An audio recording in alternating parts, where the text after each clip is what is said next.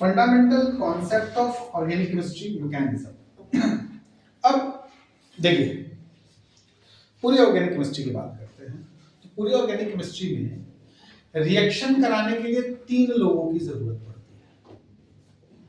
ठीक है, पूरी ऑर्गेनिक केमिस्ट्री आप कहीं भी सर्च कर लीजिए, इसके ज्यादा या इससे अलग कुछ नहीं मिलेगा। ये क्लास 12th बैठी हुई है, इन्होंने काफी ऑर्गेनिक केमिस्ट्री पढ़ ली है, तो रिस्पेक्ट टू 12th की बात कर रहा हूँ। तो इसमें आप चेकआउट करेंगे तो आपको मिलेगा एक इलेक्ट्रोफाइल, एक मिलेगा आपको एक न्यूक्लियोफाइल और एक मिल जाता है आपको फ्री रेडिकल। ये 3 free radical is the Greek word for electron. ठीक है जी, उसके पास एक फ्री इलेक्ट्रॉन होता है, वो चार्ज नहीं होता है, वो फ्री होता है। फ्री का मतलब तुम्हारे 10 रुपए किसी ने ले लिए, ठीक है, तो तुमने लॉस कर दिया अपना 10 रुपए, ऐसे यानी कि आप ये समझो कि आपने इलेक्ट्रॉन लॉस कर दिया ऐसा। तुमने किसी के 10 रुपए ले लिए तो तुमने गेन कर लिया। ठीक है, तुम्हारे पास 10 रुपए है, ठीक है, और वो 10 रुपए फ्री है आपके पास। फ्री इन द सेंस आपके पास कोई अगर कोई तुमसे नहीं दे रहा है तो उससे पहले तो आपके पास है ना, वो फॉर्म कहलाती है फ्री रेडिकल। क्लियर है कि आपके पास है, फ्री है। क्लियर, ठीक है, दैट 10 रुपए इज कैपेबल ऑफ एक्सपेंस, मतलब आप उसे खर्चा कर सकते हो बिना किसी से पूछे, ऐसा। क्लियर हो गया, समझ में आ रहा है? ठीक है ना। तो 3 चीजें हैं जो ऑर्गेनिक केमिस्ट्री में रिएक्शन कॉज करवाती हैं। 3 चीजें वो क्या क्या है? Electrophile, nucleophile, free radical. Check नहीं तो ऐसे हो जाए सीधा,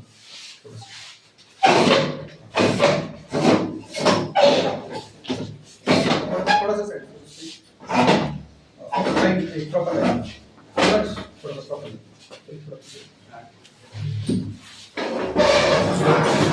इतना क्या है, थोड़ा पीछे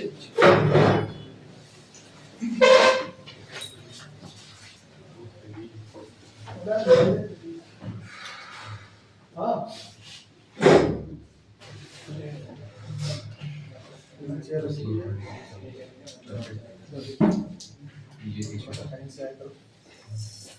नहीं आओगे, चलो अच्छे से सुनना है, अच्छे से समझना है एंड ट्राई टू गेट। ठीक है, अगेन कोई नोट्स नहीं बनाना है। आज की क्लास एकदम पहले ध्यान से सुनिए, नोट्स बनाने के लिए बहुत टाइम लगता है, बहुत आराम से नोट्स बनाओ। ठीक है, तुमसे ठीक है, ध्यान से सुनो, जहां नहीं समझ में आया वो बताना है। ठीक है, तो सबसे पहला केमिकल रिएक्शन करवाने के लिए क्या इंपॉर्टेंट है? रिएक्टेंट्स। केमिकल रिएक्शन कराने के लिए रिएक्टेंट इंपॉर्टेंट है। तो रिएक्टेंट कैसे रिएक्ट करते हैं? सबसे पहले रिएक्टेंट की ब्रेकडाउन की जाती है, उन्हें तोड़ा जाता होगा और फिर उन टूटे हुए चीज को किसी के साथ जोड़ दिया जाता होगा। यही तो है मैकेनिज्म, आया ना? करेक्ट है, ठीक है जी। तो रिएक्टेंट का ब्रेकडाउन सबसे पहले हमें समझना है, उसको बोलते हैं फिशन। फिशन का मतलब होता है तोड़ना। क्लियर है? तो फिशन 2 टाइप के होते हैं बच्चों, एक होता है होमोलिटिक फिशन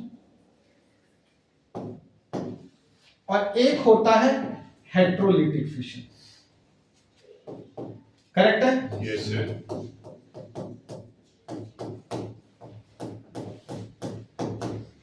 क्या होता है होमोलिटिक फिशन और heterolytic fission? Let's try to understand. Let's say कि we have a substance like Cl2. Same चीज को ब्रेक डाउन करें। ठीक है जी, होमो एक जैसे हैं, तो इसको जब मैं तोड़ूंगा तो क्या होगा? ये सब्सटेंस अपना इलेक्ट्रॉन लेके अपने पास चला जाएगा और ये सब्सटेंस अपना इलेक्ट्रॉन लेके अपने पास चला जाएगा। क्लियर है? Yes sir. क्या इनमें से किसी भी मॉलिक्यूल के ऊपर कोई चार्ज आया? नहीं आया, नहीं आया ना? नहीं। ऐसा क्यों हुआ कि ये बराबर बराबर टूट गए? क्योंकि एक जैसे हैं, पावर एक जैसी है, पोलैरिटी एक जैसी है। करेक्ट है ना? Yes sir. तो जब कोई चीज जिनकी पावर एक जैसी हो, पोलैरिटी एक जैसी हो, तो वो जनरली होमोलिटिकली ही टूटते हैं। क्लियर है? Yes sir. होमोलिटिकली तोड़ने के लिए 2 चीजें रिस्पॉन्सिबल हैं। किसी भी सब्सटेंस की होमोलिटिक क्लीवेज अगर आपको करनी है तो उसके लिए एज अ कैटलिस्ट 2 चीजें चाहिए होती हैं, either in the presence of light और in the presence of peroxide. 99% cases में आप रिएक्शन में जहां लाइट और परऑक्साइड देख लीजिए, that reaction is of free radical nature. Correct है ना? तो ये Cl और ये Cl ब्रेक डाउन हो गया और इसके ऊपर क्या आ जाएगा, 2Cl रेडिकल। ठीक है जी। ये जो इलेक्ट्रॉन टूटा है ये उसके ऑर्बिट से थोड़ा बाहर की तरफ होगा, वही बॉन्डिंग हुई होगी, तो है ना? तो जब वो बॉन्ड टूटा तो वो इलेक्ट्रॉन अपने ऑर्बिट में रिटर्न बैक ना होके है तो उस एटम के पास, लेकिन थोड़ा बाहर की तरफ है, that is why it is termed as free radical. Getting? Yes sir. समझ में आया? Yes sir. तो होमोलिटिक क्लीवेज से क्या मिला अपने को? क्या मिला? Free radical. डन हुआ? Yes sir. ठीक है जी। अब हेटेरोलिटिक क्लीवेज देख लेते हैं। Let the substance is type of a b, HCl NaCl, कुछ भी ए बी टाइप का सब्सटेंस। करेक्ट है? अब इसकी ब्रेकडाउन करेंगे तो क्या होगा? दो फेट हो सकते हैं इसके, either A will get positive charge and B will get negative charge, or B will get positive charge and A will get negative charge। इन दोनों में से कोई एक होगा। करेक्ट है? Yes sir. तो इसका मतलब वो सब्सटेंस जो अपने ऊपर पॉजिटिव चार्ज ले रहे हैं या वो सब्सटेंस जो अपने ऊपर नेगेटिव चार्ज ले रहे हैं, जिनके ऊपर पॉजिटिव चार्ज हैं, जिनके ऊपर पॉजिटिव चार्ज हैं, वो न्यूक्लियस की तरफ अट्रैक्ट होंगे या इलेक्ट्रॉन की तरफ? इलेक्ट्रॉन की तरफ। That is why they are called electrophile. क्या बोलते हैं उसको? इलेक्ट्रोफाइल्स। इलेक्ट्रोफाइल्स। करेक्ट है? Yes sir. और जिनके ऊपर नेगेटिव चार्ज है ये किसकी तरफ अट्रैक्ट होंगे? न्यूक्लियस की तरफ। तो they are termed as nucleophile. Correct है? Yes sir. न्यूक्लियोफाइल्स बोलते हैं। डन? Yes sir. तो हमारे पास 3 रिएक्शन इनिशिएटर्स हो गए। बोलो इलेक्ट्रोफाइल। बोलो न्यूक्लियोफाइल। एंड बोलो फ्री रेडिकल। करेक्ट हुआ? Yes sir. फ्री रेडिकल कैसे बनता है? जब होमोलिटिक फिशन होता है। और इलेक्ट्रोफाइल और न्यूक्लियोफाइल कैसे बनता है? Heterolytic fission. होमोलिटिक फिशन किसके प्रेजेंस में होती है? लाइट और पेरोक्साइड। करेक्ट होगी बात? Yes sir. Done? Yes sir. कोई दिक्कत यहां तक? No sir. ठीक है। अब केस स्टडी थोड़ी सी और करते हैं कि इलेक्ट्रोफाइल कितने प्रकार के होते हैं। ठीक है जी। तो क्या हर वो सब्सटेंस जिसके ऊपर पॉजिटिव चार्ज है वही इलेक्ट्रोफाइल है या कोई और भी है? तो इलेक्ट्रोफाइल थोड़ा सा कंसिडर करने की कोशिश कीजिएगा। इधर ध्यान से देखो, इलेक्ट्रोफाइल हमारे पास 2 प्रकार के, 2 टाइप के होते हैं। थोड़ा अच्छे से समझिएगा, 2 टाइप के होते हैं इलेक्ट्रोफाइल। कौन कौन से? एक वो जिनके ऊपर पॉजिटिव चार्ज है, वो तो है ही है, कुछ न्यूट्रल भी होते हैं। कुछ सब्सटेंस ऐसे हैं जो न्यूट्रल इन नेचर हैं, वो भी होते हैं। क्लियर है? Yes sir. समझ में आ रहा है? ठीक है जी। जो अच्छा, कुछ सब्सटेंस ऐसे होते हैं ना जिनका आउटर मोस्ट शेल कंप्लीट ना हो, दे टेंड्स टू एक्वायर इलेक्ट्रॉन, जो इलेक्ट्रॉन को अट्रैक्ट करना चाहते हो। ठीक है जी, वो सब्सटेंस भी होते हैं। करेक्ट है? समझ में आया? Yes sir. ठीक है जी। तो वो सब्सटेंस भी होते हैं। तो इलेक्ट्रोफाइल के टाइप्स हैं। करेक्ट है? Yes. इलेक्ट्रोफाइल के क्या हो गए? टाइप्स। तो इलेक्ट्रोफिलिक रिएक्शन शो करने वाले केवल पॉजिटिवली चार्ज नहीं होंगे, न्यूट्रल वाले मॉलिक्यूल भी होंगे। करेक्ट होगी बात? Yes sir. कोई दिक्कत? Yes sir. कुमार क्या है? छोटा भाई नीचे से छोटा भाई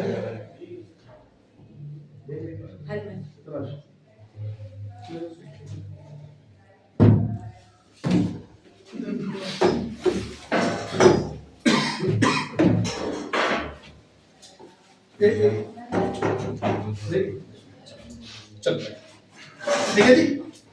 तो इलेक्ट्रोफाइल हमारे 2 टाइप्स के हो जाएंगे। कौन कौन से? इलेक्ट्रोफाइल्स वो जिनके ऊपर पॉजिटिव चार्ज है, और इलेक्ट्रोफाइल वो जिनके ऊपर नेगेटिव चार्ज। कोई चार्ज। तो जिनके ऊपर कोई चार्ज नहीं, तो क्या फ्री रेडिकल भी? Yes, free radical in the extreme case they can act as a electrophile. Correct होगी बात? Yes sir. वो इलेक्ट्रोफाइल का मैकेनिज्म फॉलो कर सकते हैं ना? Yes sir. क्या रिक्वायरमेंट है इलेक्ट्रोफाइल की? वो इलेक्ट्रॉन लविंग स्पीशी होनी चाहिए, वो किसी दूसरे का इलेक्ट्रॉन स्नैच करने चाहिए। क्लोरीन की क्या ऐसी स्थिति होती है? हाँ। फ्लोरीन की, हाँ। ठीक है, तो वो सब्सटेंस जिनके ऊपर चार्ज नहीं दिख रहा है, ठीक है, but they have affinity for electron, जिनके पास इलेक्ट्रॉन को अट्रैक्ट करने की क्षमता है, वो सारे के सारे सब्सटेंस हमें इलेक्ट्रोफाइल की तरह बिहेव करते हुए नजर आ सकते हैं। करेक्ट हुई? Yes, sir. समझ में आया है ना? Yes, ठीक है जी, कोई दिक्कत? No, sir. तो हमने ये सीख लिया कि इलेक्ट्रोफाइल केवल पॉजिटिवली चार्ज ही नहीं होते हैं, electrophile they must have positive charge और in certain cases they have neutral. ठीक है जी, they do not have any charge, वो न्यूट्रल भी हो सकते हैं। करेक्ट है? Yes, sir. समझ में आई बात? ठीक है, नेक्स्ट आते हैं दूसरी बात। दूसरा क्या है हमारा इलेक्ट्रोफाइल के बाद? न्यूक्लियोफाइल। न्यूक्लियोफाइल के लिए हमने क्या सीखा था? Nucleus loving entity. न्यूक्लियोफाइल पता ना, आपने पढ़ा होगा इलेक्ट्रोफिल, वो वाटर के लिए आप लोग पढ़ते थे ना, हाइड्रोफिलिक, हेट्रोफिलिक, वो 10th क्लास में पढ़ते Yes, थे। yes. तो ऐसे ही electrophilic electron loving species, nucleophilic nucleus loving. ठीक है जी? Yes. तो इलेक्ट्रोफिलिक हो गया। न्यूक्लियोफिलिक क्या होते होंगे? क्या चार्ज होता होगा उनके ऊपर? Negative charge.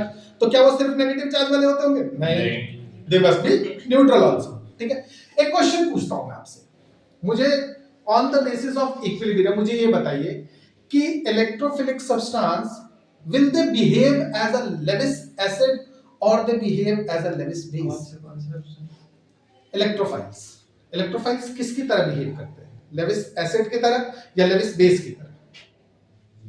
अच्छे से सोचिएगा। लेविस तो सर एक्सप्लेन ही नहीं करता था। लेविस एक्सप्लेन करता था, electron Lewis acid electron Linnaeus नहीं करता, इलेक्ट्रॉन के लेवल पे करता था Yes. Lewis acid. ठीक है, क्या कैरेक्टरिस्टिक्स होती है लुईस एसिड की? इलेक्ट्रॉन एक्सेप्ट कर लेता है, तो हर वो चीज जो इलेक्ट्रॉन को एक्सेप्ट करती है वो लुईस एसिड है या ना? Yes, sir. तो electrophile they act as a Lewis Yes, very good. इसी तरीके से न्यूक्लियोफाइल क्या होंगे? Lewis base. करेक्ट है? Yes, sir. वो क्या करते हैं?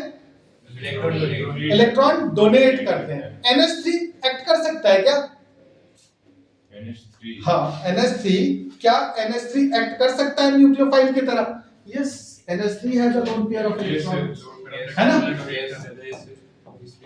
उसके पास लोन पेयर ऑफ इलेक्ट्रॉन है, वो डोनेट कर सकता है। Yes, sir. तो इसका मतलब अमोनिया करेगा तो प्राइमरी अमीन भी करेगा, Yes, sir. तो सेकेंडरी भी करेगा, हाँ. तो टर्शियरी भी करेगा। हाँ. तो ट्रेंड शुरू होता जा रहा है, देख पा रहे हैं आप? Yes, yes, तो sir. हर वो सब्सटेंस जिनके पास lone pair of electron which is capable of donation, lone pair of electron which is capable of donation है, वो सब्सटेंस इलेक्ट्रॉन डोनेट करेगा and they act as a, वो एक्ट करेंगे as a nucleophile. Clear हो गई बात? Yes, sir. ठीक है जी, तो हम ये समझ चुके हैं कि इलेक्ट्रोफाइल क्या होता है, हम ये भी समझ चुके हैं न्यूक्लियोफाइल क्या होता है, और हम ये भी समझ चुके हैं कि फ्री रेडिकल क्या होता है। क्लियर हो गई बात? Yes, sir. और पूरे रिएक्शन में, पूरे ऑर्गेनिक केमिस्ट्री के रिएक्शन में यही तीन सब्सटेंस रिएक्शन कॉज करेंगे, और इसी तीन सब्सटेंस के डिफरेंट रिएक्शंस आप पढ़ते हैं। कितने प्रकार के रिएक्शंस होते हैं? जनरली 6 टाइप के, जनरल में 6 टाइप के। कौन कौन से आपने पढ़ा हुआ है? Substitution reaction, addition reaction, displacement reaction, ऐसे पढ़ा है क्लास 10 में। अब ये सब्स्टिट्यूशन इलेक्ट्रोफाइल अगर करे तो इलेक्ट्रोफिलिक सब्स्टिट्यूशन रिएक्शन, करेक्ट है भाई? Yes, sir. अरे हाँ या ना तो बोले यार। Yes, sir. करेक्ट है। यही न्यूक्लियोफाइल करे तो न्यूक्लियोफिलिक सब्स्टिट्यूशन रिएक्शन। अब सब्स्टिट्यूशन रिएक्शन में थोड़े नखरे दिखा दे तो SN1 SN2, इलेक्ट्रोफिलिक में थोड़े से नखरे हो जाए E1 E2 E3 E4 E5। ठीक है, स्लाइड चेंजेस के साथ we can have various types of chemical reaction, correct है? इवन इक्विटी में भी है। तुम्हें SN1 और SN2 पता है? नहीं. सुनो ना सिर्फ चुपचाप। ठीक है, ऐसा कुछ होता है, ठीक है, वो सब आएगा। क्लियर है? गेटिंग? Yes. ठीक है, तो in this way you can have various types of chemical reaction, जिसमें जो पार्टिसिपेट करेगा उस टाइप का रिएक्शन हो जाएगा। तो अगर हम ये सीख जाएं कि इलेक्ट्रोफाइल कैसे रिएक्ट करता है, अगर हम ये सीख जाएं कि न्यूक्लियोफाइल कैसे रिएक्ट करता है, और अगर हम ये सीख जाएं कि फ्री रेडिकल कैसे रिएक्ट करता है, तो हमें डिस्प्लेसमेंट, सब्स्टिट्यूशन, एडिशन ये तो पता ही है। ठीक है, तो हम ओवरऑल रिएक्शन नहीं सीख जाएंगे कि हाँ इसमें क्या होगा। ठीक है, और ऑर्गेनिक केमिस्ट्री में यही तो पता होना चाहिए कि ये लग रहा है तो ये कहाँ जाएगा। पूरी थ्योरी ये बताती है कि पॉजिटिव चार्ज नेगेटिव को अट्रैक्ट करता है। आपको ये आइडेंटिफाई करना आना चाहिए किसके ऊपर पॉजिटिव चार्ज आ रहा है, किसके ऊपर नेगेटिव चार्ज आ रहा है। अगर कोई न्यूट्रल है तो आप ये आइडेंटिफाई कर पा रहे हैं कि भैया इलेक्ट्रोफिलिक की तरह बिहेव करेगा कि न्यूक्लियोफिलिक की तरह, तो होगी रिएक्शन, है ना? Yes, sir. समझ में आया? ठीक है जी, करेक्ट है? Yes, sir. ठीक है। अब आती है बात कि जितने भी हमारे पास सब्सटेंस हैं, जो भी different different class of substance हैं, उन सब्सटेंस में ऑर्गेनिक कंपाउंड में 99.9% जो बॉन्ड्स हैं they all are covalent in nature, correct है? Yes, sir. सबके सब बॉन्ड्स क्या हैं? Covalent Covalent. नेचर के। कोवेलेंट नेचर में और आयनिक नेचर में डिफरेंस है। आयनिक बॉन्ड देखने में मजबूत है, मजबूत है नहीं, वाटर में जाएगा फटाक से टूट जाएगा, ठीक है जी। कोवेलेंट बॉन्ड स्टेबल होता है, वो इतनी आसानी से नहीं टूटता है, ठीक है जी। आप पानी में नमक डालते हैं इंस्टेंटली घुल जाता है ना?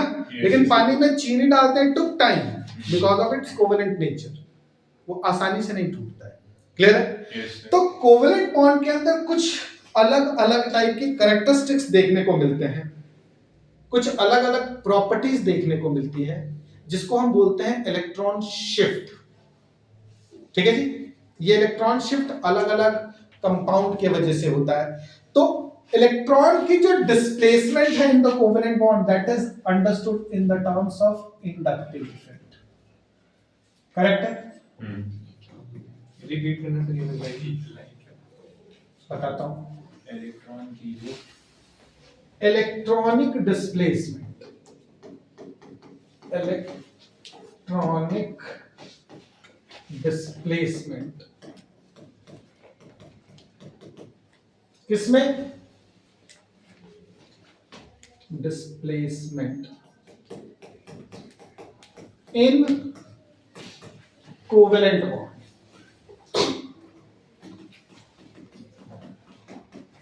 डन हो गया? Yes, sir. कोवेलेंट बॉन्ड के अंदर इलेक्ट्रॉनिक डिस्प्लेसमेंट देखने को मिलता है। इलेक्ट्रॉनिक डिस्प्लेसमेंट मतलब इलेक्ट्रॉन का थोड़ा खिंचाव। क्यों खिंचाव है भाई? ए बी अपने अपने इलेक्ट्रॉन को शेयर करते हैं, Hmm. करेक्ट है? जाहिर सी बात है कि शेयरिंग कहीं भी होगी, कहीं भी आप शेयरिंग करवा लीजिए। अगर सिमिलर नेचर की है तो थोड़ा सा हो भी सकता है कि शेयरिंग प्रॉपर हो जाए, लेकिन अगर डिसिमिलर नेचर है तो शेयरिंग प्रॉपर हो ही नहीं पाती। अभी मैं एक मिनट एक मिनट, ये वाला नीचे बाहर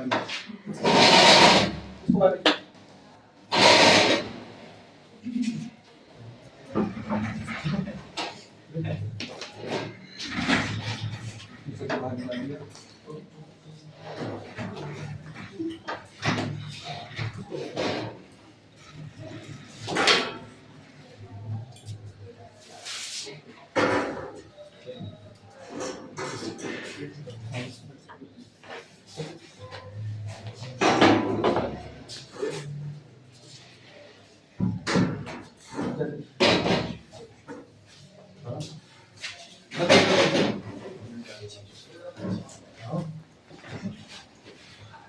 चलिए बस कोवेलेंट बॉन्ड में इलेक्ट्रॉनिक डिस्प्लेसमेंट का मतलब क्या हुआ? इलेक्ट्रॉन डिस्प्लेसमेंट क्यों होती है? देखो, ये और ये ए एंड बी, इन दोनों ने अपना एक एक इलेक्ट्रॉन शेयर किया, करेक्ट है? Hmm. जाहिर सी बात है ए अलग है बी अलग है, दोनों का नेचर सेम नहीं होगा। अगर नेचर सेम नहीं है तो क्या होगा? इलेक्ट्रॉन एक की तरफ थोड़ा ज्यादा ओरिएंट हो सकता है, Hmm. करेक्ट है? Yes, sir. है ना?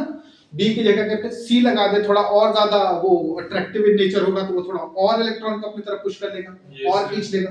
तो depending upon the type of substituent which we are going to have in the covalent bonding, उसके हिसाब से इलेक्ट्रॉन की अलग-अलग शिफ्टिंग देखने को मिलती है, करेक्ट है? Yes, Yes, sir. कोई दिक्कत? इस इलेक्ट्रॉनिक शिफ्ट को हम अलग, क्योंकि इलेक्ट्रॉनिक शिफ्ट अलग-अलग तरीके से हो रहा है, अलग-अलग मेथोडोलॉजी से हो रहा है, तो उनको अलग-अलग नाम से पढ़ते हैं। पहला है इंडक्टिव इफेक्ट, इंडक्शन हो रही है, ठीक है? इंडक्शन, इंडक्शन के चूल्हे पता है ना? Hmm.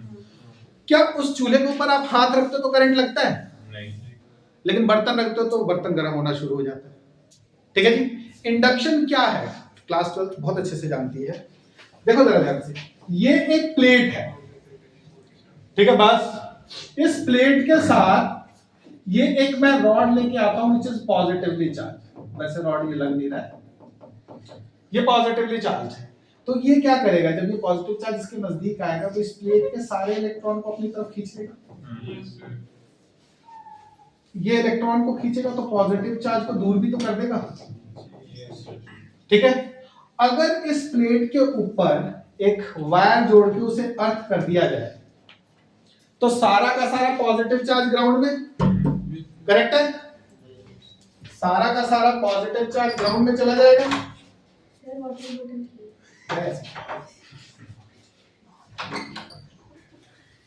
करेक्ट है। ये पॉजिटिव चार्ज, ये नेगेटिव चार्ज, अर्थिंग करने पे पॉजिटिव चार्ज ग्राउंड में गया। क्यों गया? क्योंकि ये वाला पॉजिटिव इस पॉजिटिव को रिपेल कर रहा था। करेक्ट है। Yes, sir. नेगेटिव क्यों नहीं गया? क्योंकि पॉजिटिव वाले ने नेगेटिव को अट्रैक्ट करके रखा होगा। करेक्ट है ना? Yes, sir. आपने अर्थिंग कर दी, सारा चार्ज नीचे चला गया। क्या आपने इससे इस सब्सटेंस को टच किया? नहीं किया। विदाउट एक्चुअल बॉडी कांटेक्ट ये सब्सटेंस, देखो अब पॉजिटिव चार्ज चला गया सारा, late it B positive charge, हम डिमिनिश कर देते हैं, ये सारा पॉजिटिव चार्ज चला गया। उसके बाद हम ये अर्थिंग भी हटा देते हैं। करेक्ट है।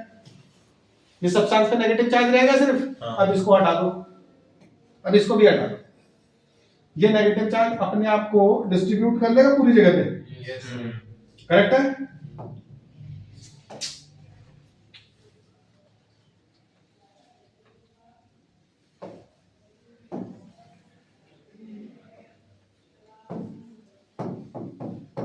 ठीक है। Yes. Without actual body contact ये सब्सटेंस चार्ज हो गया नेगेटिवली। हाँ. This is called induction. ठीक है जी, ये इंडक्शन होती है। क्लियर हुआ? Okay. तो एक्चुअल में टच नहीं होना उस सब्सटेंस पे, लेकिन उस सब्सटेंस पे चार्ज लेके आ जाना है। कैसे होता है देखो जरा ध्यान से। इंडक्शन या इंडक्टिव इफेक्ट, ये सब्सटेंस है 1 2 3 4 5, यहां पे क्लोरीन लगा दो, हाइड्रोजन को हटा के। ये क्लोरीन क्या करेगा? सबसे ज्यादा इन दोनों के इलेक्ट्रॉन को अपनी तरफ खींच लेगा। करेक्ट है। जब इसको खींचेगा तो इस बेचारे के ऊपर थोड़ा सा पॉजिटिव चार्ज आना शुरू हो जाएगा। इस पॉजिटिव चार्ज के कारण इसका इलेक्ट्रॉन भी थोड़ा सा इस तरफ चला जाएगा। हाँ. इसके ऊपर स्लाइड पॉजिटिव आएगा, ये थोड़ा सा इसके इलेक्ट्रॉन को भी खींच लेगा और पूरे चेंज में एक स्ट्रेन सा डेवलप हो जाएगा, एक खिंचाव सा डेवलप हो जाएगा टुवर्ड्स दिस डायरेक्शन। करेक्ट है। Yes. इस इफेक्ट को इंडक्टिव इफेक्ट कहते हैं। करेक्ट है। अब जरा ध्यान से सोचिए, ये कंपाउंड है, यहां Cl लगा है, जो इलेक्ट्रॉन खींच रहा है, जो इलेक्ट्रॉन खींच रहा है, और आपको एक हाइड्रोजन हटाना है, एक हाइड्रोजन हटाना है। वो हाइड्रोजन इस कार्बन से होगा, इस कार्बन से होगा, या इस कार्बन से होगा।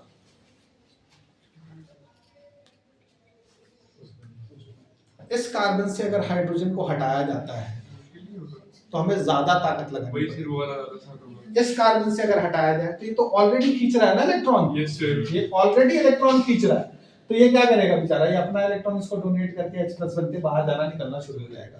क्या यही कारण होता है एसिडिक हाइड्रोजन का at the alpha carbon? Correct है।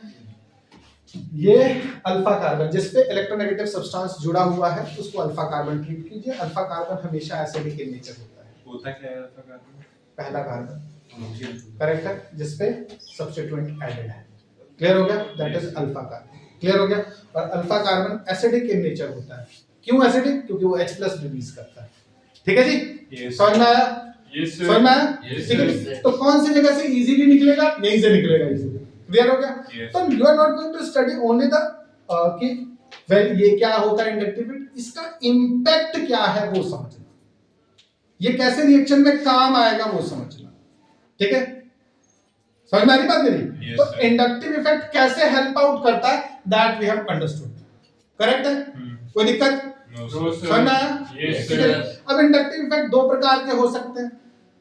एक, अगर इलेक्ट्रॉन विथड्रॉइंग ग्रुप जुड़ा है तो इलेक्ट्रॉन विथड्रॉइंग ग्रुप जुड़ता है तो क्या होता है, कौन सा इंडक्टिव इफेक्ट होता है भाई, प्लस या माइनस? Negative. रुको, खुशबू, माइनस का इफेक्ट सही बोल रही है। इलेक्ट्रोनेगेटिव कंपाउंड जुड़ेगा तो इसके ऊपर पॉजिटिव चार्ज आएगा। Minus I, why it is minus I, electron खींचता है तो ये माइनस आई हो जाएगा। Very good. चलिए इंडक्टिव इफेक्ट डिपेंड किसके कारण ये इफेक्ट आया, इसके कारण। कौन से नेचर का है, इलेक्ट्रोनेगेटिव, तो इसका इफेक्ट माइनस आई। क्लियर हो गया। अगर इस Cl की जगह पे मैं कोई ऐसा सब्सटेंस लगाता जो इलेक्ट्रॉन डोनेट करता, जैसे कि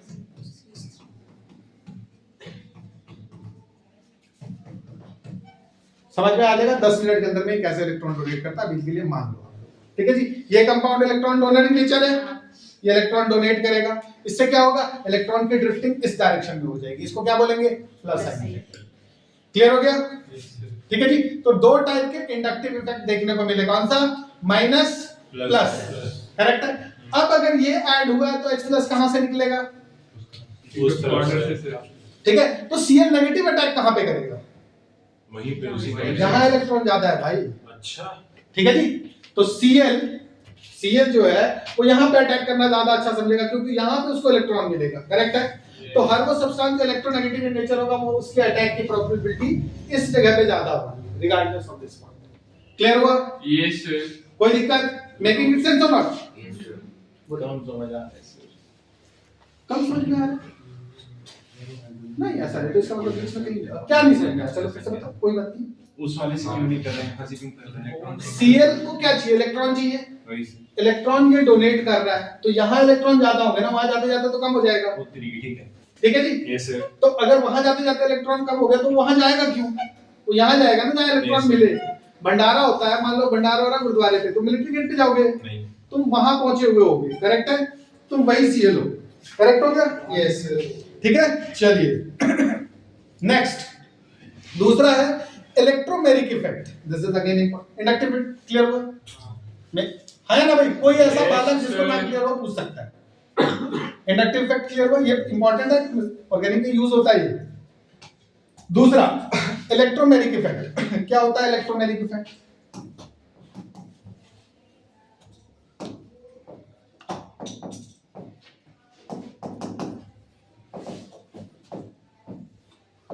Can anyone tell me what is electromagnetic effect? खुशबू,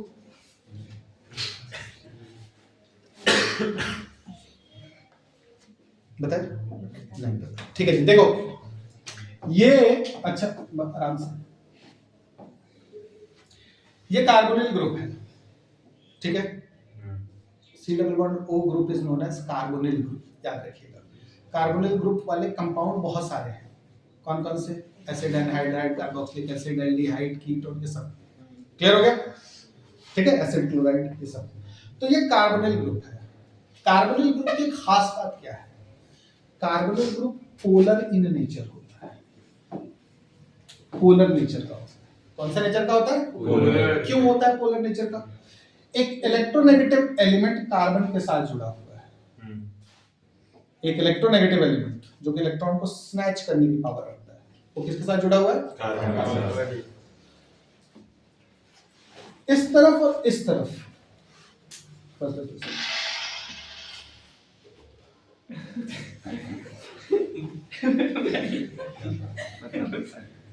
गोटियां संभाल ले तो अपनी, ठीक है ना। देखिए ये इस बॉन्ड को ब्रेक करेगा और ब्रेक करके इसको कन्वर्ट कर देगा oxygen negative and carbon positive, correct हो गया।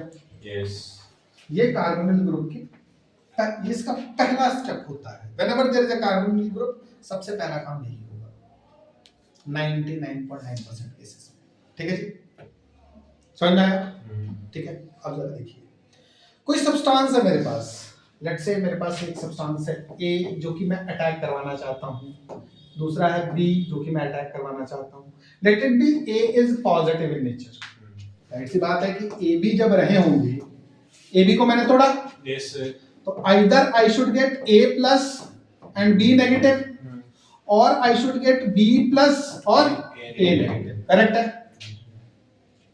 अरे है ना। यस किसी भी सब्सटेंस को तोड़ूंगा मैं इलेक्ट्रोलिटिकली तो प्लस और माइनस दोनों ही फॉर्म होंगे। जी हाँ। ऐसा तो नहीं होगा ना कि मैंने सब्सटेंस को ब्रेक किया, सिर्फ इलेक्ट्रोफाइल निकला, न्यूक्लियोफाइल को खुद ही खा गया, ऐसा तो नहीं होगा। इलेक्ट्रोफाइल अगर जनरेट हो रहा है तो न्यूक्लियोफाइल भी उसी टाइम पे आएगा। Yes sir. ठीक है। अब कॉमन सी बात समझते हैं, होता है ना स्कूल के बाहर बंदे बुला लेते हैं, ठीक है जी, तो गलती किसकी होती है? वो जो पहला थप्पड़ मारता है उसी का नाम होता है ना, भाई उसने मारा, कहाँ है मेरा अदरी? हाँ अदरी, जिसने पहला मारा फंसता वही है, बाद में तो सब मार रहे हैं लेकिन फंसता कौन है? जिसने जिसने पहला मारा। यहां भी यही काम। अटैच तो ये भी होगा उसके साथ, लेकिन जो पहले अटैच होगा, जो पहले जुड़ेगा, अब A प्लस जाएगा, किसके साथ जुड़ना है? करेक्ट है। तो ये इफेक्ट कहलाएगा किसका? कौन सा effect? Minus E effect. Minus E इसका इफेक्ट था जिसके कारण A जाके जुड़ गया। करेक्ट हुई बात? Yes sir. और अगर B जाके जुड़ जाता तो प्लस ई इफेक्ट। ठीक है जी, इसको बोलते हैं इलेक्ट्रोमैग्नेटिक इफेक्ट। मुश्किल? No sir. क्लियर हुआ? Minus I plus I minus E plus E, correct है? यस। इलेक्ट्रोमैग्नेटिक इफेक्ट क्लियर हुआ? सर अंतर क्या है दोनों में? क्या है अंतर? अच्छा, इलेक्ट्रॉन शिफ्ट हो रहा है, एटम ऐड हो रहा है। That's it. ओके। सर अगर ऐसे ये जो आपने बताया कार्बोनिल ग्रुप में सर एक जगह पॉजिटिव हो जाते हैं, एक जगह नेगेटिव हो जाते हैं सर, तो ये पॉजिटिव एटम और नेगेटिव वो जो रेडिकल्स होंगे सर, वो तो एक साथ ही मतलब Radicals रेडिकल्स नहीं। हाँ, इलेक्ट्रोफाइल्स और न्यूक्लियोफाइल्स दोनों एक साथ अटैच होंगे सर। नहीं, एक साथ नहीं अटैच होते ना, पहले सबसे दोनों में से कोई तो एक ज्यादा रिएक्टिव होगा जो सबसे पहले जाके अटैच होगा। ठीक है। ठीक है जी, तो जो सबसे पहला अटैच होगा, अब देखो जरा ध्यान से, अगर A प्लस अटैच हुआ तो कौन सा इफेक्ट आया? Electromagnetic effect, minus E effect. और अटैच क्या हुआ था? Nucleophile electrophile? इलेक्ट्रोफाइल। ठीक है जी, तो इलेक्ट्रोफाइल का एडिशन माइनस ई इफेक्ट से होता है, अल्कोहल फिनोल। ठीक है जी, समझ में आ रहा है? इलेक्ट्रोफाइल का एडिशन क्यों होगा? जब माइनस ई इफेक्ट होगा। ठीक है जी, समझ में आई बात? Yes sir. ठीक है, कोई रॉकेट साइंस यहाँ पे No, चली? sir. अगर न्यूक्लियोफाइल ऐड हो रहा है तो किसकी वजह से हो रहा है? Positive E effect. क्लियर हो गया? Yes Yes, sir. Plus E effect and minus E बताते थे ना, due to minus E this is happening. तो क्यों हो रहा है? Because of this. क्लियर है? Yes, sir. Yes, sir. समझ में आया? Yes, sir. Done? Yes, sir. Next आते हैं। Next is the resonance effect. इसको मीजोमेरिक इफेक्ट भी बोलते हैं। बोल भाई। Mesomeric effect.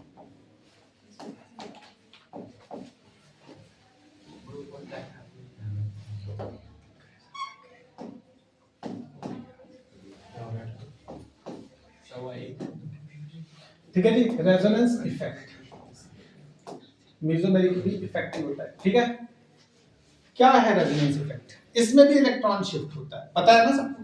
नहीं यस सर। पता है? रेजोनेंस अच्छा रेजोनेंस हाँ सर पता है सर।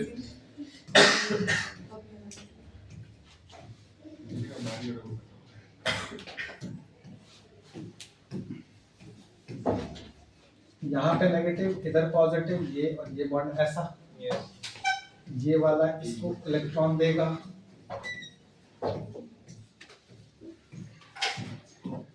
ध्यान से देखिए, बॉन्डिंग यहाँ हो जाएगी, यहाँ पॉजिटिव चार्ज रहेगा, यहाँ नेगेटिव, और एक बॉन्ड यहाँ, ये वाला इसको इलेक्ट्रॉन देने वाला है।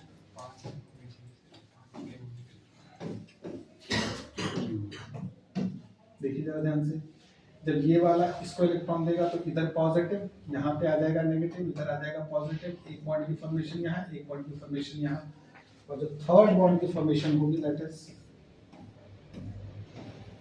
अगर यहाँ से देखा जाए तो ये कंपाउंड इसमें, इस पूरे जर्नी में क्या कहीं से कार्बन हिला? नो नहीं, सर। क्या कहीं से हाइड्रोजन हिला? नहीं सर। कोई भी चीज की शिफ्टिंग हुई? नहीं। हाँ। इलेक्ट्रॉन शिफ्ट हुआ। तो हम इलेक्ट्रॉन की डिस्प्लेसमेंट ही पढ़ रहे हैं ना, Yes, तो sir. रेजोनेंस भी एक टाइप का इलेक्ट्रॉनिक डिस्प्लेसमेंट। डिस्प्लेसमेंट है। ठीक है जी? यस समझा? सर। क्या ये आयनिक बॉन्ड में होता होगा? नहीं। नहीं भाई आयनिक बॉन्ड में तो एक इलेक्ट्रॉन डोनर होता है, एक एक्सेप्टर होता है, हाँ। तीसरे की तो बात ही नहीं आती है वहां पे। अगर तुम हल्का सा भी लूज हुए तो मेसी गोल कर जाएगा, करेक्ट है ना? Yes sir. ठीक है जी, और अगर मेसी ने हल्का सा लूज किया तो रोनाल्डो मार देगा। करेक्ट है, समझ में आया? ठीक है, चलिए डन हुआ, क्लियर है कि नहीं है? ठीक है जी।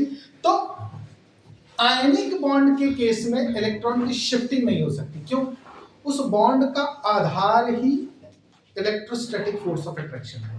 अगर शिफ्ट हो गया तो बॉन्ड ही टूट जाएगा, ठीक है जी। वहां शिफ्टिंग नहीं होती, they are very rigid in nature, shifting यहां होती है, ठीक है जी, समझ में आ रहा है? Yes, तो रेजोनेंस में इस प्रकार से इलेक्ट्रॉन शिफ्ट होता है। अब जरा इसकी महत्ता को थोड़ा सा समझिए। हम पूरे ऑर्गेनिक केमिस्ट्री में ये सीख सकते हैं यहां से देख के कि कौन सी जगह पे कौन सा सब्सटेंस अटैच होगा। अगर थोड़ा सा ध्यान से देखो तो हर ऑर्थो जगह पे नेगेटिव चार्ज आया है, हाँ, और पैरा जगह पे भी, और मेटा जगह पे पॉजिटिव पॉजिटिव चार्ज चार्ज आया है। है। पॉजिटिव चार्ज जो सबसे ऊपर था वही मेटा पोजीशंस पे आता है, करेक्ट है? तो इसका मतलब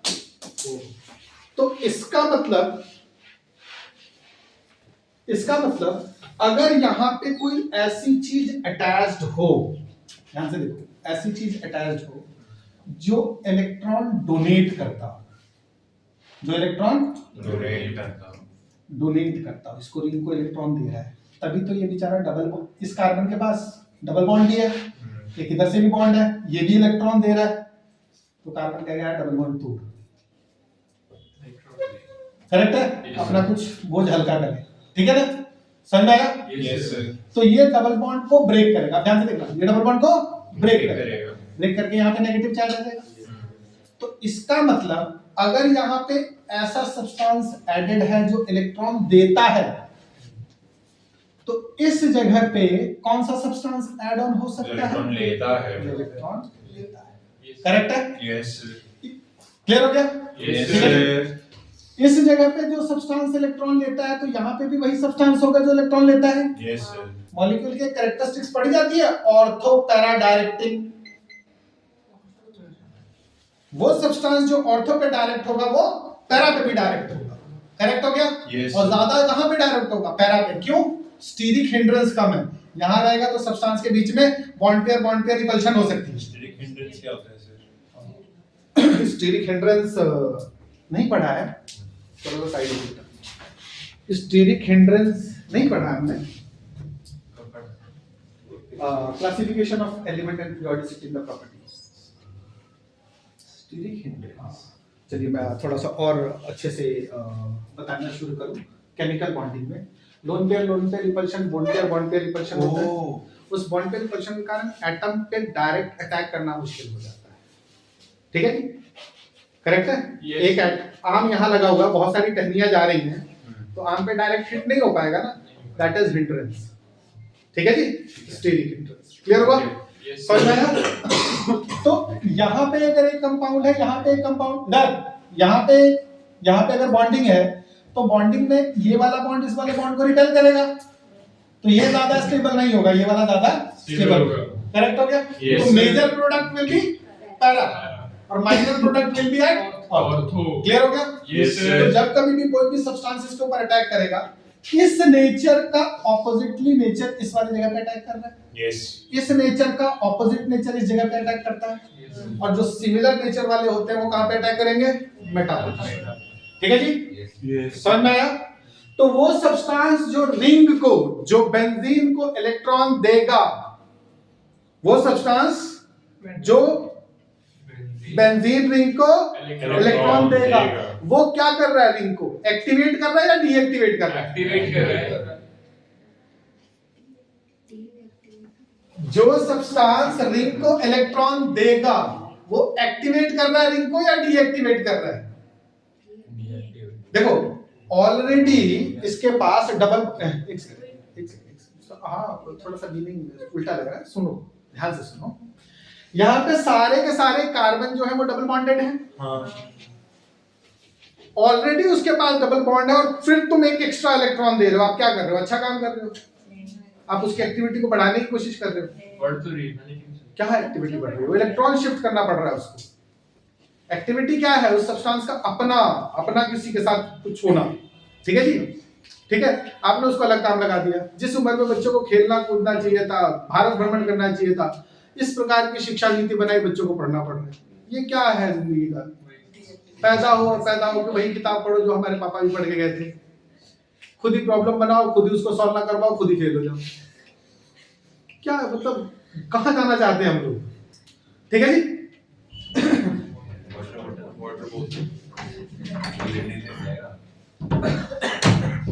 बेटा अगर एक बार धक्का देने से नहीं खुल रहा है इसका मतलब ब्लॉक है, नहीं है, नहीं है, वो उधर से और धक्का मार रहा है और टूट जाए तो भी इतने मजबूत ना है यार। चलो तो क्लियर हुआ। देखो जो सब्सटेंस इलेक्ट्रॉन डोनेट करेगा वो रिंग को डीएक्टिवेट करता है।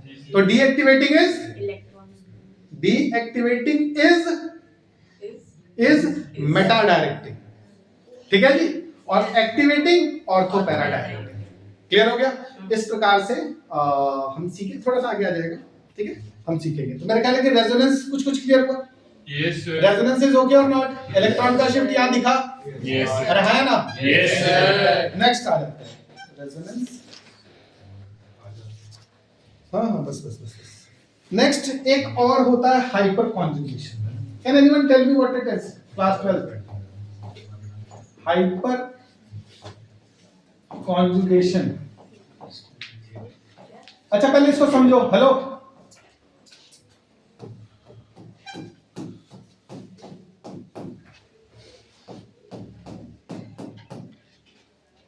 देखने वाली बात यह है, अच्छे से समझना, पहले मीनिंग समझ लो, उसके बाद फिर मैं जो डेफिनेशन बोलूंगा क्लियर हो जाएगा। देखो कार्बन कार्बन सिग्मा बॉन्ड की एनर्जी है 106 जूल। 160 लिख दिया। हाँ तो और 160 लिख दिया, ठीक है 160 है यार, 160 लिखना था, गलती से 106 बोल दिया, sorry sir, I am extremely sorry. चलिए मैं गलत बोल गया आपके सामने। Carbon carbon single bond 160 joule, correct है? Yes sir. ठीक है। कार्बन कार्बन डबल बॉन्ड, इसको तोड़ने के लिए 160 चाहिए था, इसको तोड़ने के लिए थोड़ा सा और चाहिए, तो वो थोड़ा सा मिला के 200, Okay sir. करेक्ट है? अच्छा। Yes sir. ठीक है जी। Yes sir. यानी सिंगल बॉन्ड को ब्रेक करना है तो कितना चाहिए? 160। और डबल बॉन्ड को ब्रेक करना है तो कितना चाहिए? 200। कोई दिक्कत? No sir. ऐसा देखा गया इसके अंदर अल्टरनेट पोजीशन पे सिंगल डबल बॉन्ड है। हमने कहा यार इसको तोड़ो, अरे सर। इसको ब्रेक करो। Yes sir. जब मैं इसको ब्रेक करने गया तो मुझे 180 जूल एनर्जी देनी पड़ी। I am shocked. मैं कहा यार व्हाट इज दिस, ई का हो गया हमारे साथ। चचा बता रहे थे 160 चाहिए, Yes sir. ये तो जीएसटी लगा के ले रहे हैं, करेक्ट है? तो द थिंग इज दैट, थोड़ा सा अच्छे से ध्यान से समझना कि 180 चाहिए था। हमने चेकआउट किया कि ऐसा क्यों।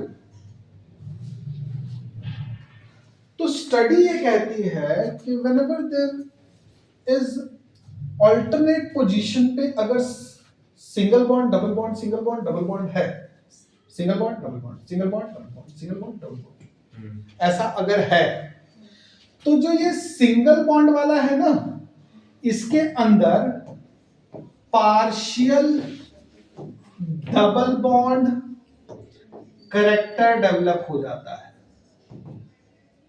क्लियर हुआ? Yes sir. और इस नहीं हुआ क्या? अरे सिंगल बॉन्ड डबल बॉन्ड, अगर अल्टरनेट पोजीशन पे सिंगल डबल है तो ये तो सिंगल बॉन्ड है ही है, ये डबल बॉन्ड है।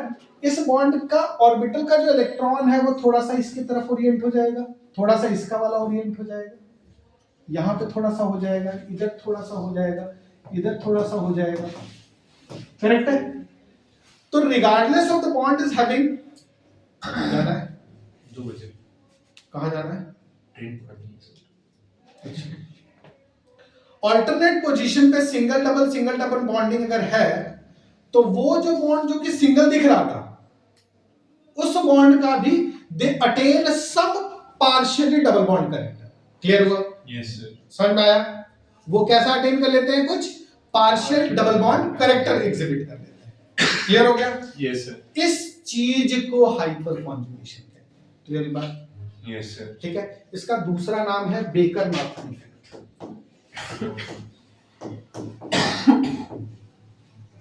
ठीक है जी, Yes, sir.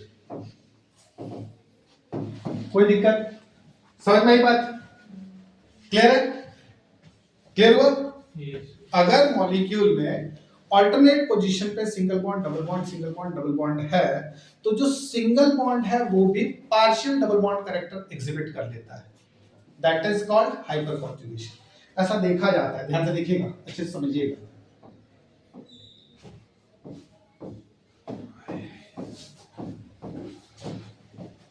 करेक्ट है? Phenol is acidic in nature. Why? Because this oxygen develops some partial double bond character and it is very hard to break this bond. इस bond को तोड़ा नहीं जा सकता। इसके दो कारण हैं, एक तो ऑक्सीजन भी इलेक्ट्रोनेगेटिव है, बहुत ज्यादा, उसको इलेक्ट्रॉन चाहिए। ठीक है जी, तो इलेक्ट्रॉन चाहिए तो वो इस कार्बन से इलेक्ट्रॉन लेके नहीं जा सकता। क्यों?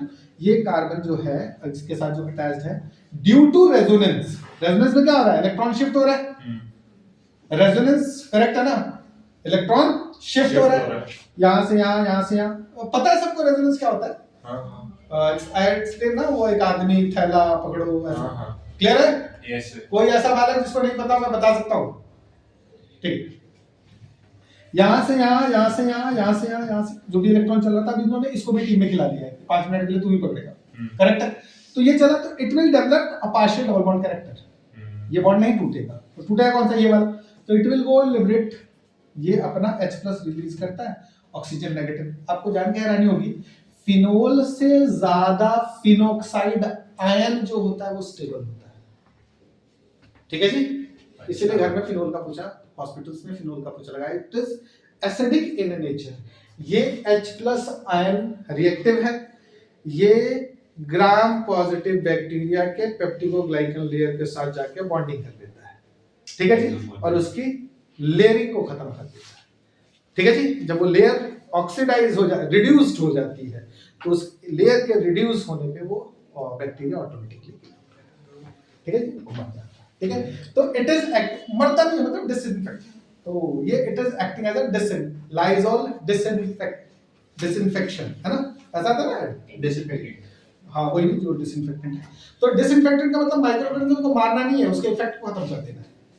ठीक है, अगर वो मार रहा होता तो इंसेक्टिसाइड होता हूँ, ठीक है, बैक्टीरियल साइड होता हूँ, वायरल साइड होता हूँ। पता है ना? Yes, sir. ऐसा देख रहे हो, क्या ही पढ़ा रहा हूँ मैं। समझ में आया? Yes, हाइपर कॉन्जुगेशन, यहाँ तक कोई दिक्कत? No, sir. ठीक है जी, वेरी गुड। आगे आ जाइए। अब रिएक्शन कराते हुए 2 प्रकार की चीजें फॉर्म होती हैं। ठीक है, 10-15 मिनट और लूंगा, उसके बाद ओवर करवा दूंगा मैं आप लोगों को। रिएक्शन कराते हुए, ध्यान से अच्छे से समझिए, रिएक्शन कराते हुए 2 प्रकार की चीजें फॉर्म होती हैं। कौन कौन सी? एक वो जो स्टेबल होती है, और एक दूसरी जो अनस्टेबल होती है।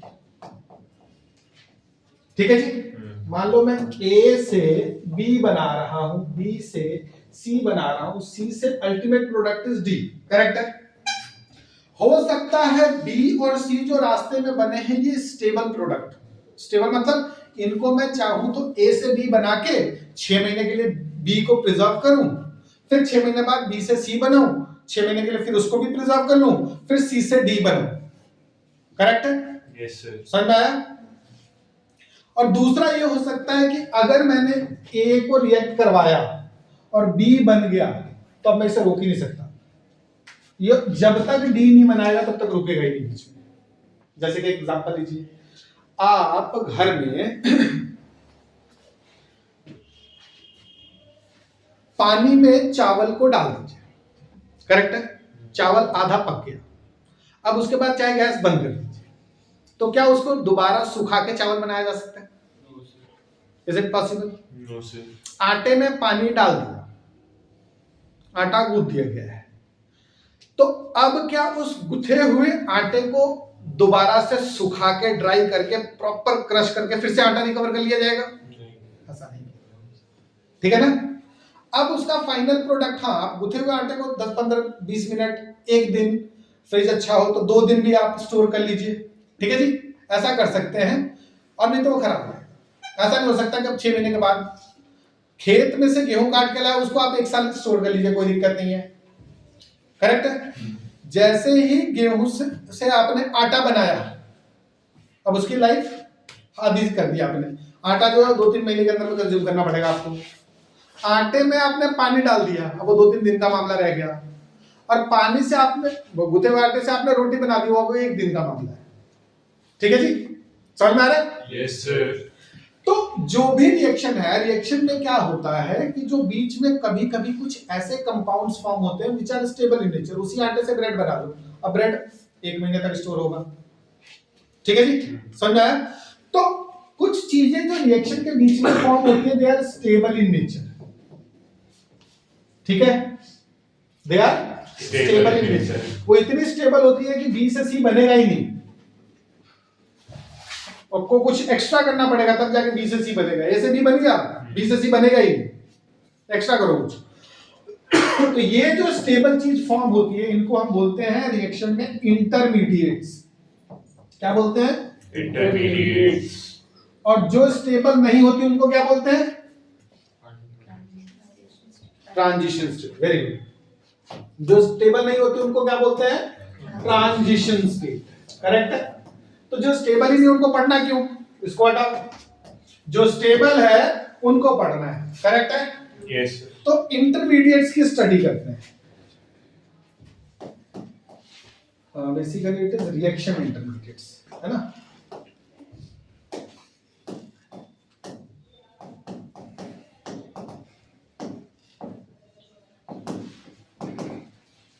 देखो जी जरा ध्यान से, क्या होते हैं रिएक्शन इंटरमीडिएट। तो 3 प्रकार के रिएक्शन इंटरमीडिएट्स होते हैं। देख भाई, एक कार्बन के ऊपर पॉजिटिव चार्ज जनरेटेड हो, दूसरा कार्बन के ऊपर नेगेटिव चार्ज जनरेटेड हो, और तीसरा कार्बन के ऊपर फ्री इलेक्ट्रॉन। क्लियर हो गया? जब कार्बन के ऊपर पॉजिटिव चार्ज जनरेटेड मॉलिक्यूल हमारे पास होता है, इसको हम बोलते हैं कार्बो। क्या बात है, इसको क्या बोलते होंगे? कार्बो। और इसको कार्बन फ्री रेडिकल। बात करते हैं इसकी, कार्बोकैटायन। देखो अब कार्बन मैंने आपको बताया था प्राइमरी, सेकेंडरी, टर्शियरी, क्वार्टरनरी होता है अलग अलग। यस। ये कार्बन है, इस कार्बन के ऊपर पॉजिटिव चार्ज है, तो जाहिर सी बात है 3 ही बॉन्ड हो सकता है। ये तीनों जगह पे हाइड्रोजन है। इस पॉजिटिव चार्ज को ध्यान से देखो, आप लोगों को आता है, इनको नहीं आता थोड़ा सा। इस पॉजिटिव चार्ज को जितना अच्छे से ये हाइड्रोजन मिलकर न्यूट्रलाइज कर देंगे उतना ही ये कंपाउंड स्टेबल होगा, है ना। यस। न्यूट्रलाइज करने के लिए हाइड्रोजन को क्या करना पड़ेगा? इलेक्ट्रॉन डोनेट करना पड़ेगा। हाइड्रोजन की अपनी एक लिमिटेशन है। लिमिटेशन ये है, despite it is far more electropositive in nature, लेकिन ये 100% इलेक्ट्रॉन डोनेट तो नहीं कर सकता ना कि तुम्हारा पॉजिटिव चार्ज न्यूट्रलाइज करने के लिए मैं पूरा ही इलेक्ट्रॉन डोनेट कर देता हूं, ऐसा तो नहीं होगा। नहीं होगा। वो एक लिमिटेशन तक, एक पर्टिकुलर रेंज तक इलेक्ट्रॉन उसके नजदीक लेके जा सकता है। जैसे दोस्त है, दोस्त का लंच पीरियड में टिफिन कोई खा गया, ठीक है, दोस्त को लगी भूख, पूरे रिसेस में वो रोया। अब उसको रोने से चुप कराने के लिए बीइंग अ ट्रू फ्रेंड आपने उसे 100 का नोट दिखा और कहा कि छुट्टी में खाएंगे। वो शांत है, छुट्टी में मिलेगा। और आप प्लानिंग करके बैठे हो कि 8th पीरियड में 10 मिनट पहले स्कूल से निकल जाना है, ठीक है। फिर वो मुझे ढूंढेगा, अल्टीमेटली भूख लगी है तो घर तो चला ही जाएगा, पैसे मेरे बच गए। लेकिन वो जो पैसा था वो देख के कुछ देर के लिए सांत्वना तो मिली उसको। ये वही काम है यहां से इलेक्ट्रॉन दिखाना। ये देता नहीं है, दिखाता है कि भाई है, टेंशन मत ले। और ऐसे ऐसे 3 दोस्त हैं इसके पास, तो काफी हद तक उसका पॉजिटिव चार्ज न्यूट्रलाइज रहेगा, करेक्ट है। Yes sir. इसको बोलते हैं मिथाइल कार्बोकैटायन। क्लियर हो गया? Methyl carbocation. उसमें एक लड़के के पापा आ गए, उन्होंने जेब से 500 रुपए निकाल के अपने बेटे को दी, बेटा इसको खिला देना। सपोर्ट ज्यादा है। CH3 is far more electron donating than H। Methyl group ज्यादा इलेक्ट्रॉन डोनेट कर सकता है। Yes, क्यों? sir. इसके पास बहुत ज्यादा इलेक्ट्रॉन भी तो है। Yes, sir. क्लियर है? Yes, पापा की sir. सैलरी अच्छी है, 500 रुपए दे सकते हैं। दे सकते हैं। ठीक है, बेटे को मिल ही रहे 110 रुपए, उसमें से 100 रुपए दोस्त को दिखा रहा था कि तुझे खिलाऊंगा। ठीक है, समझ में आ रहा है? Yes, sir. तो methyl is far more electron donating. तो in comparison to methyl radical, अब ये प्राइमरी कार्बोकैटायन हो गया because one carbon is linked to the Yes, carbon. sir. Correct है? अरे है ना? Yes, sir. तो ये थोड़ा ज्यादा स्टेबल होगा उससे, है ना? Yes, हाँ sir. सर। दूसरे के भी पापा आ गए Yes, sir. और ज्यादा स्टेबिलिटी, तीसरे के भी पापा आ गए और ज्यादा स्टेबिलिटी। इसका मतलब tertiary carbocation is highly stable than and then methyl. Correct है? Yes, sir. समझ में आया? Yes. अब जरा समझिए मेरी बात को। एक कंपाउंड है, यहाँ पे OH लगा होता है, लेट इट बी। क्लियर हो गया ना? यहाँ पे OH लगा होता है, पहले HS था, फिर एक CH3, फिर 2 CH3, फिर 3 CH3। ये वाले कंपाउंड, ये वाला कंपाउंड सबसे पहले रिएक्ट करेगा, ये फटाक से तोड़ेगा OH in comparison to this. यहाँ पे हाइड्रोजन है, ये सबसे लास्ट में तोड़ेगा अपना OH। This will be the fast reaction. Why? Because इसके टूटने से ये टर्शियरी कार्बोकैटायन बनेगा जो कि स्टेबल होता है, Stable होता है। और इसके टूटने पे प्राइमरी मिथाइल कार्बोकैटायन बनेगा जो कि इसके कंपैरिजन में काफी लेस स्टेबल है। तो ये अपना पहला स्टेप सबसे फास्ट करेगा। क्लियर हो गया? Yes, sir. लेकिन दूसरे स्टेप में स्टेबल हो गया है। रुक जाइए। ठीक है, तो रिएक्शन में किसी को ऐड करते हुए, अब इसको नहीं, ऐसे नहीं ऐड करेंगे, ऐसे। Tertiary से secondary नहीं ठीक है? करेगा फिर। ठीक है जी, समझ में आ रहा हाँ, है? सर। मान लो OH को हटा के Cl लगाना है आपको, SN1। ठीक है जी, तो अगर आपको Cl लगाना है तो आसानी से Cl नहीं लगा लेगा। Second step is quite difficult. इसका पहला स्टेप डिफिकल्ट है, सेकंड स्टेप फटाक से। तो इसको तोड़ने के लिए आप H+ आयन वाला solution, polar protic solution use करेंगे, इसको अपने आप ही तोड़ लेगा। क्लियर हुआ? Yes, sir. ये दो टाइप के रिएक्शन मैकेनिज्म बता रहा है, ध्यान से देखो। Yes, sir. इस कंपाउंड पे भी Cl ऐड करना है, इस पे भी Cl ऐड करना है। इस पे ऐड होने में टाइम लग रहा है, इस पे इजीली ऐड हो रहा है। तो ये एडिशन ऑफ Cl नेगेटिव बोले तो electrophile, nucleophile, Nucleophile. Addition of nucleophile. In this case it is difficult and in this case it is quite fast. Yes. Second step की बात कर रहा हूं, टोटल की बात नहीं कर रहा हूं, सेकंड स्टेप की बात कर रहा हूं। तो इसका मतलब ये एडिशन ऑफ न्यूक्लियोफाइल दो अलग-अलग मैकेनिज्म से हो रहे होंगे। Yes, sir. करेक्ट है? Yes, sir. समझ में आया? Yes, sir. तो एक मैकेनिज्म को SN1 और एक मैकेनिज्म को SN2 बोलते हैं। अच्छा। अच्छा। ठीक है, ऐसा क्लियर हुआ?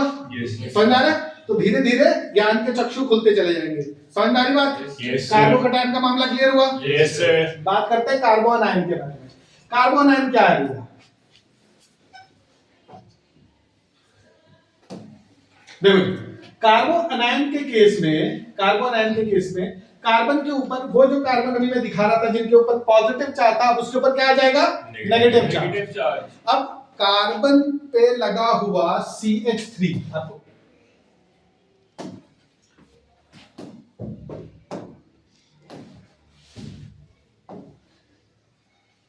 कार्बन है, ये हाइड्रोजन है, ये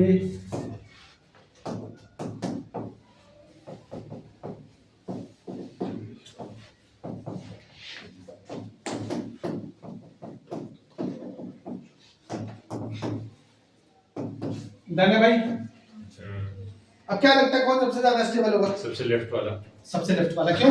उस पे सबसे कम नेगेटिव चार्ज रहेगा। सबसे नेगेटिव कम क्यों? इसको डोनेट करने वाले बड़े वीक हैं, हाँ। और नहीं तो ये सब तो इलेक्ट्रॉन दे दे के इसको अनस्टेबल बना देंगे। ठीक है, Yes, तो sir. Stability trend like this. Clear हो गया? Yes, sir. Free radical carbocation को ही फॉलो करता है।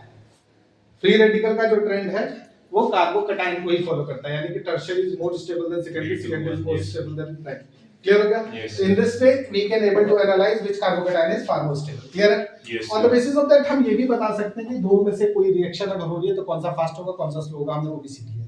क्लियर है? Yes, sir. अरे हाँ ना तो बोल यार। Yes, sir. ये कंपाउंड है, यहाँ Cl लगा हुआ है, एक यहाँ Cl लगा हुआ है, मुझे OH ऐड करना है Cl को हटा के, कौन सी जगह पे आसानी से ऐड होगा? अगर इस क्वेश्चन का आंसर अदर ने दे दिया तो मैं आज पार्टी दे दूंगा। हाँ हाँ अदर ही दो, अदर जल्दी बता। क्या सिर्फ इसको? हाँ, और ऑर्गेनिक कंपाउंड का नाम भी बताना है। देखो अदर डन,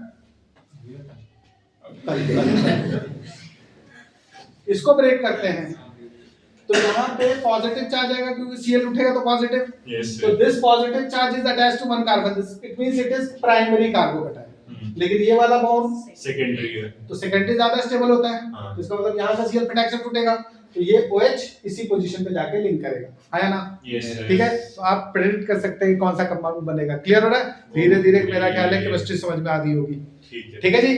Yes, sir. इसी को बोलते हैं हौले हौले से हवा चलती है।